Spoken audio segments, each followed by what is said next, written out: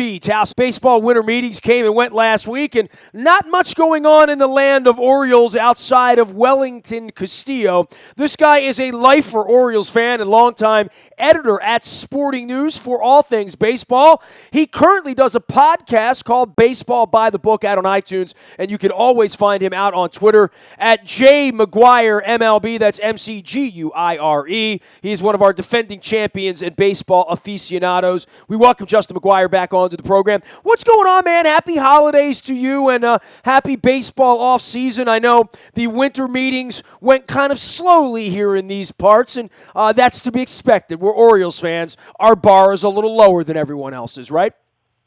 Well, yeah. I mean, you know, in the Dan Duquette era, particularly, the Orioles have never really made much of a splash at the winter meetings. They tend to wait till the last minute, in some cases the very last minute, like right before spring training, to do anything. But typically their deals get done in January, February. What deals did you get done? So yeah, it wasn't a surprise. I don't think anybody thought much would come out of the Orioles during the winter meetings. And really it was kind of slow overall, I think, just because they were hammering out the CBA right up to the last minute there. So it hasn't been a huge offseason so far with it, you know.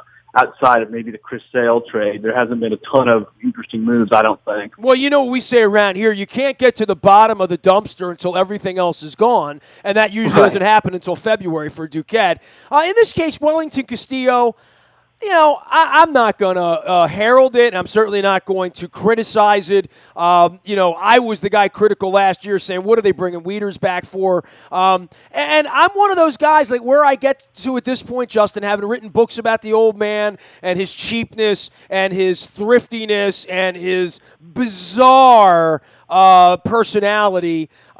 You know, the fact that they've erred on spending too much money and wasting money on the likes of Matt Wieters, I can throw my arms up and say, I could have told you that. But in the case of Castillo, you know, this is not a bad signing. It's a thrifty signing. He'll be a fine catcher. Is it an upgrade? No. Is it a $7 million guy? Maybe in this era. You know, I'm okay with it. I mean, especially for an early signing, you know, he had to find a seat to sit in, and they needed someone to catch, and here we go. We bring in a guy that's been in 4 different organizations, but, you know, is a 30-year-old grown up and a guy who's going to show up and, you know, catch 100, 110 games for you, right?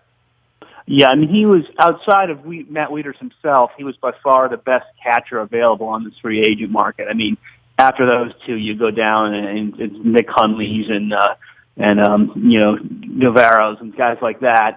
You know, so there really wasn't a whole lot. I mean, if the Orioles weren't going to bring Wieters back, Castillo was their best option by far. And he's a lot cheaper. You know, they're getting him for a lot cheaper than Wieters. He's going to hit about the same, maybe even a little better than Wieters. I think there are some questions about his pitch framing, you know, as the advanced analytics gets into that over the last few years. His pitch framing numbers haven't been great. By the way, the Orioles don't believe in that. Buck Showalter literally does not believe in pitch framing. Well, that's you know, we could debate that all day, I guess, but well, that's a fact. I mean, I know that to be a fact. Yes. No, I'm not. I don't mean debate the whether he believes in it or not, but debate the merits of the concept. But yeah, but in any case, he's certainly going to be, I think, adequate for the job. And I think my guess is that they only, you know, I signed him to a 1-year deal with a 1-year player option. My guess is that they're looking at this as a stopgap to get to, you know, the Chance Sisco, who is essentially the only prospect they have in the organization, who is a catcher. And he, I think this just to me indicates they want to get him another year of catching experience in the minor leagues, because that's the knock on him is that his defense isn't great.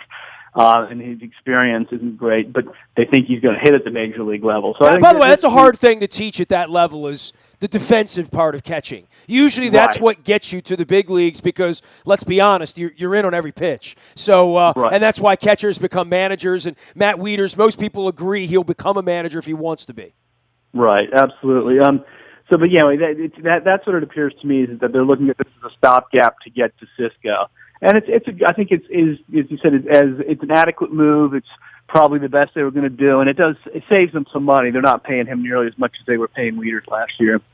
Well, when the best you can do is sit around and watch the Red Sox and the Yankees make deals during the trading deadline, and you talk about money, and they've made the old man's put so much money in his pockets, it's grotesque for them to ever mention small market, which Duquette loves to play that. We're the small market, and the boogeyman's in Boston and New York. But the bottom line is when you draft better and you have prospects that are better, you then stand the opportunity to do what Dave Dombrowski's done with Ben Cherington's prospects, which is trade them away to try to sell out to get Chris Sale to win you a World Series this year. And I admire what the Red Sox have done. And quite frankly, I admire everything the Yankees have done this year, which was bust up the party back in July, bring in a bunch of prospects, and then try to put the party back together again before Christmas, which is what they're trying to do. It's a Red Sox-Yankees division all of a sudden, right? I mean, and we know Toronto is going to be weakened. I don't think there's any argument about that. The Orioles will not be favorites when they show up at spring training in March. No, I mean I saw the they do these projections every year, and I saw I guess it was Fangraphs last week or the week before has the Orioles predicted to finish last in the division. But of course they do that every year. They had them predicted to finish last in the division last year as well. And then Tampa showed up. What's that? And then Tampa showed up. Yeah, exactly. But the I like what the Red Sox have done a whole lot, and you make a good point there, which we've touched on this. I think almost every time I talk to, we touch on this. The biggest problem the Orioles face year after year is that their farm system is so bad they can never make deals, whether it's in the off season or at the trade deadline. They just can't make that kind of a Chris Sale deal because they don't have the pieces to get it done. And that's where ultimately the Orioles are going to have to improve the farm system. And I don't know why they fail so badly. I don't know why it's such a black hole for them, but that just limits your options, and that's why you're making you're signing Giovanni Gallardo and people like that, because you can only go to the free agent market, and if you're not paying top dollar, you can only get the leftovers. So yeah, and then you wind up giving away draft picks, which is the punitive part of that they tried to talk about in the CBA, right? Exactly. Yeah, and that's another reason why I think the Castillo deal makes sense, because he didn't have a qualifying offer, so they don't have to give up a pick for him. So yeah, it's the Yankees. I'm not. I mean, I like what they did last season a lot, getting rid of restocking their farm system. I'm not nuts about the Chapman signing, honestly. I think that that's an overpay for a closer, even a closer as dominant as Chapman. But, it's the Yankees, so they have the money. So if anybody's going to overpay, they're a team that can do it. Rich people generally overpay. It's how Saks Fifth Avenue sticks around, right? It's, it's how Louis Vuitton stays in business, right? Right. Well, absolutely. Yeah. I mean, it's, you know Chapman, what you're getting. And he, with Chapman and Betances back end, the bullpen should be pretty good again. But, yeah, it's clearly the Red Sox are the favorites by far in the division. And I think you're right. The Blue Jays I don't think will be as good as they've been the last couple of years. And then, the Orioles, Blue Jays kind of in the mix, I think, with the Rays somewhere down there. I wouldn't expect the Orioles to be a playoff team in 2017, but again, I didn't expect them to be one in 2016 either. So, and it lasted 11 innings. I mean, it did go 2 innings longer than it could have, right? Right. Well, and Zach Britton still hasn't got into that game, so. But yeah, I mean, it's like I've grown to the point where I never want to underestimate a Buck Showalter team, because they seem like every year they outperform what's expected of them. But yeah, it's just hard on paper to see this as a playoff team, honestly. He is Justin McGuire, longtime editor at Sporting News. He's now rolling solo out at J. McGuire MLB and doing all the baseball writers and the sabermetricians and all that. So, when did you become a sabermetrician guy and really start to take it seriously? Because clearly the industry does, right? I mean, maybe the Orioles don't, but the rest of the industry, anytime we get together during winter meetings, and I mean, even when they send out the stat packs to the media now, all the advanced statistics are, I don't know, universally over 30 teams, but 25 of them take them real seriously, right? Yeah, that's probably about accurate. I mean, I became a Bill James guy when I was pretty young, like when he first started doing the baseball abstract. I think I got one for my 14th birthday or something like that in 1982. And My dad yeah, loved the baseball abstract in the 80s. My dad passed in 92. So, yeah, my dad was familiar with Bill James before he got involved with the Red Sox and all that. I mean, that was a name that was always thrown around to any baseball fan in that era, right? right, absolutely. Well, there was no internet. Where else were you Right, going to yeah, go? well, that's very true. It's like that's how you got your fix of stuff that was outside the mainstream was through Bill James, and he ignited a revolution that we see to this day. And like you said, I mean, people can talk about it all they want to, but the reality is that the teams, for the most part, have adopted advanced analytics, and they have departments that address that, and they do. A lot of teams do take seriously things like pitch framing and other things that have come out of the data. So, it's to me, it's not about anything other than just using the best information that you have to make the best decisions. That's really all it comes down to at the end. Manny Machado, I'm sure it got to your desk as an Oriole fan, Justin. The New York newspapers portraying Machado in some sort of Norman Rockwell pinstripes, and as well as Trout and Bryce Harper. And this is a story that will extend to the Nationals into the whole corridor because there was so much money here. Mr. Angelos has pocketed most of that money. The Nationals are throwing money around like a drunken sailor. The Orioles are not. But setting the market on the premier players of this era, and we talk about a quiet free agency period here right now. It's a little bit of the calm before the storm, and some of these teams putting a lot of money into the treasure trove so that they can spend it on a couple of these special players. Machado as an Oriole 2 years from now. Any thoughts to the reality of that in your mind, that the more the clock ticks, the more the bell tolls? Well, I think that's right. I mean, I think, the Orioles have indicated that they have not had any serious discussions with him about a long-term deal.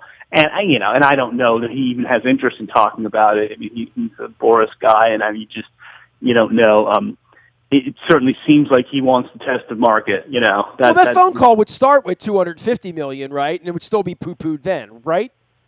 Yeah. I mean, he's gonna, assuming he stays healthy in the next couple of years and produces, at the level he's been producing, he's going to be able to back up the Brinks truck. He's going to get whatever he wants. And Harper going on the market at the same time, it's going to be an insane free agent market. And there's several other guys too. I'm sort of drawing a blank on some of the names over at the top of my head, but I know there's others. But those are certainly the two premier guys who, Well, Arrieta's coming soon, right? I mean, he's become a premier guy. Sale will be in the market at some point. A lot of those guys will be short of 30. Some of them short of 28, quite frankly, by the time they get there. If Chris Davis could get $161 million last year, around here it certainly begs the question of what will Machado get. Yeah, I mean, it's going to be an insane amount of money, at least, compared to what we, you and I as normal people think. But it's, the money's there. Somebody's going to have it. Whether it's the Yankees or somebody else, somebody's going to be willing to pay it for a player of his talents and at his age. I mean, that both Harper and Machado came up to the majors so young that they're going to be still, like you said, still not even 30 by the time they're reaching these deals. So it's going to be an insane market in 2 years, assuming you guys don't reach some sort of deal before they go on the market, and I don't think either of them will. So, yeah, it's like if this year's a boring free agent market, 2 years is not going to be a boring free agent market, that's for sure. Last thing for you, CBA, I know it bores the fans, but I'm an old guy, Justin, like you, and you worked at Sporting News. My dad canceled his Sporting News subscription in '81 over the strike. He was pissed at baseball. He took it out on Sporting News. Don't ask me why, but I do remember it pretty vividly. What the hell do I need a Sporting News for? There's no box scores in it anymore. There's no games, So here we are, 35 years later, and I had to laugh at someone. I had someone younger than us on the show the week before the winter meetings, and he said, well, there's just too much money there. They'll figure it out. And I said, oh, no. That's part of the problem back in 93 and 94 and throughout the 80s and Marvin Miller is that the money's far larger than it's ever been, and guys like Peter Angelos love to fight over money. I didn't think it was a foregone conclusion that they were going to get it done. without some level of turmoil. I do applaud them. We've come a long way from the era of proud to be your buddy and Don Fear, locking horns and, billionaires and millionaires showing up in limos in billion-dollar offices in New York. It's almost like a presidency to conduct their business and air their dirty laundry and all that. Not a lot of that went on. So to some degree, there is some relative lack of greed there at the top and some appreciation that they probably don't want to shoot the goose at this point, right? Yeah, I mean, it's interesting. I was having a conversation with a guy, Jeff Katz, who wrote a book about the 1981 strike, the one that you just mentioned. I know Jeff. He's the mayor of Cooperstown. We swapped him for the bone marrow registry there last year. He is the mayor of Cooperstown, right? So I talked to him for my podcast, which you mentioned. But so we were talking about the 1981 strike, and one of the things he was talking about was we were talking about this current CBA, and he talked about back in 81 and 94, the owners were intent both times to break the union. That was kind of their goal. They wanted to break the union, negate the effects of free agency as best they could, and they failed both times. And his take, and I think this is probably right, is that since then the two sides have become much less adversarial and much more on the side of there's a lot of money here for both of us. Let's just figure it out in a way that makes sense. And it's become much more businesslike and less personal than it was in the old days. And I think that's probably right. I think there's both sides look at it as, hey, we're just talking about money here, that we're not trying to break the union. We know we can't do that. We're not trying to take the owners for a ride. We know we can't do that. Everybody just wants to have something that makes sense to both sides. Since '94, they have managed to get it done without a lot of acrimony, and both through the end of Bud Selig's era and into Rob Manfred. So, well, Mr. Angelos came in and saved the day back in 02-03, right? You remember that? Yeah, he was a key figure there for sure. But yeah, I think again, it's just it is good for the fans because I think nothing. Baseball is not at a point where they can afford to alienate fans in that way. Their demographic is already not great, and all their money comes from those cable contracts, and they got to keep the product out there, Well, the Orioles will field the team in Sarasota in about 8 weeks. We'll be there to chronicle all of it, as will Justin McGuire. He covers all things baseball out on his Twitter at JMcGuireMLB, as well as on his podcast. Tell me about your podcast a little bit. I know you're out there searching and walking the earth after leaving Sporting News, but you do something called Baseball by the Book, right?